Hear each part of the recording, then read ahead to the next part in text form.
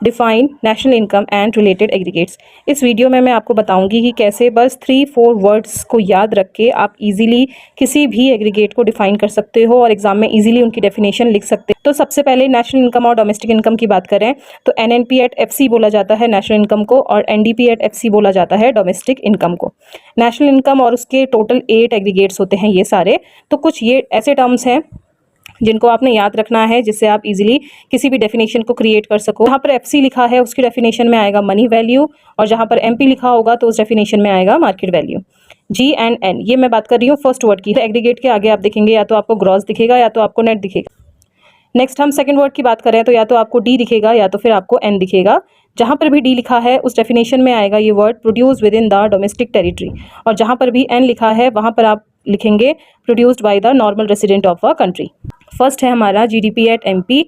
G for gross, it refers to gross. फिर लिखा है MP के लिए हमने यूज़ करना था market value, gross market value of all final goods and services. यहाँ पर है फिर D के लिए आप लिखेंगे produce within the domestic territory, produce within the domestic territory of a country during a period of 1 year. सारे definition इसी तरीके से होंगे स्टूडेंट, बस यहाँ के ये वर्ड और बीच के वर्ड आपने चेंज करने हैं, बाकी सेम एज इट इज़ लिखना है।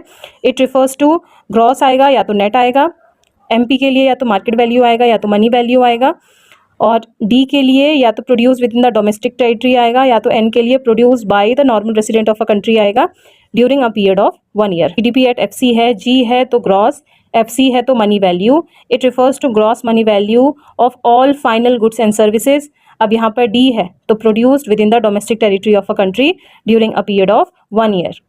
नेक्स्ट डेफिनेशन है हमारी NDP@MP। तो इट रिफर्स टू, N है तो हम यहाँ पे नेट लेंगे, MP है तो मार्केट वैल्यू लेंगे, FC होता तो मनी वैल्यू लिखते, बाकी सेम रहेगा of all goods and services. D है तो produce within the domestic territory, फिर of a country during a period of 1 year same रहेगा। नेक्स्ट है NNP@FC। तो N है तो यहाँ पर नेट आएगा और FC है तो हम मनी वैल्यू लेंगे, यहाँ पर MP था तो हमने मार्केट वैल्यू लिया था, बाकी सेम रहेगी लाइन सारी। इट रिफर्स टू N है तो नेट लिया, FC है तो मनी वैल्यू लिया of all goods and services. अब देखिए यहाँ पर N है, यहाँ पर D था तो हमने लिखा produce within the domestic territory, यहाँ पर N है तो हम लिखेंगे produced by the normal resident of a country during a period of 1 year, during a period of 1 year. Next है हमारा NDP@FC। नेट है, N है तो यहाँ पे नेट लेंगे, FC है तो मनी वैल्यू, D है तो produce within the domestic territory, बाकी सेम रहेगा। NNP@MP, N है तो नेट, MP है तो मार्केट वैल्यू, N है तो produce by the normal resident of a country during a period of 1 year. इसी तरीके से हम सारी डेफिनेशन बना लेंगे। एक GNP@FC आप अपनी तरफ से ट्राई करके देखिए, ये बनेगा इट रिफर्स टू, G है तो ग्रॉस, FC है तो FC के लिए हम यूज करते हैं money value, gross money value of all goods and services.